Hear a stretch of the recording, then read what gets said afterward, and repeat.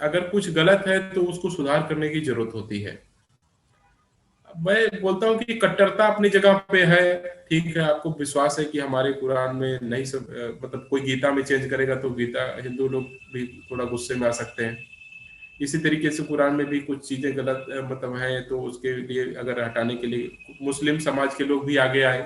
पहले जब ये आज का मतलब सुप्रीम कोर्ट में सबसे पहले मैंने फाइल किया, जो दिसंबर में मैंने फाइल किया था, और उसके बाद कोई भी इम्प्लीमेंट एप्लीकेशन नहीं आई, क्योंकि लोगों के अंदर डर बहुत है।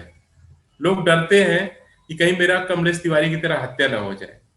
मुझे भी डर लगता है कि हत्या हो सकती है और मुझे भी लोग मार सकते हैं। कई बार धमकी भी आई कि तुम्हारा सर काट कलम करके और सुप्रीम कोर्ट ले जाऊंगा। हमने कहा वेरी गुड, आओ काटो। हम तो अगर हमारे मरने से लोगों को मतलब लोगों के अंदर जन जागृति आए, अगर मैं मान लिया लोग हमारा सर काट देते हैं जिहादी लोग, तो कम से कम लोगों को समझ में तो आएगा कि क्या नाम है कि इसका सर क्यों काटा, आखिर इतने कट्टर हो सकते हैं तो सुप्रीम कोर्ट के जज हो सकता है अच्छा ऑर्डर पास कर दे। मैं तो कहता हूँ जल्दी से जल्दी आकर के ऐसा कुछ करो। तो ये इनसे जो डर है, इनका जो खौफ है मुसलमानों का, ये लोगों के अंदर से डर निकलना चाहिए और लोगों को सामने आना चाहिए खुल करके कि अगर कोई चीज गलत है तो उस पर चर्चा होनी चाहिए, आराम से बैठ के चर्चा कीजिए। ये नहीं होता है कि आप उसकी को डरा दीजिए कि नहीं आपका सर कलम कर देंगे। ये कोई बात थोड़ी हुई। बात तो ये होती है कि आप आइए, अगर कुछ गलत है तो उसको सामना कीजिए, अपना बताइए कि नहीं है ये गलत बात हुई है और इसके लिए हम चर्चा करना चाहते हैं, ऐसा कुरान में नहीं लिखा हुआ है। आप बोलिए आकर के, आप बताइए कि हाँ ये गलत है। अगर गलत है तो सुधार करवाइए, जैसे सऊदी अरब के लोग कर रहे हैं।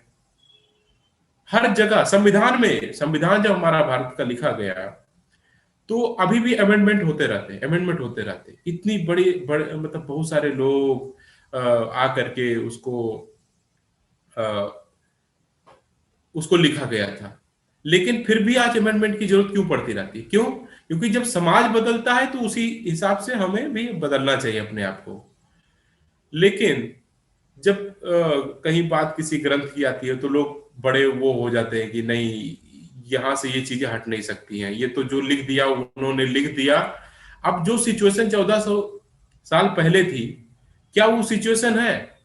आप अगर कुरान पढ़ेंगे तो मैं कभी भी कुरान की या मोहम्मद साहब की कभी किसी की बुराई नहीं करता हूँ, किसी की भी बुराई नहीं करता हूँ मैं। जो चीज लिखा हुआ है एग्जैक्टली वही चीज बोलता हूँ, और कभी किसी की चीज की तौहीन नहीं करता हूँ, कभी किसी की बुराई नहीं करता हूँ। मैं केवल इतना बोलता हूँ कि जो चीजें हैं वो चीजें मैं साफ साफ बोलता हूँ कि हाँ ये चीजें हैं वहां पे।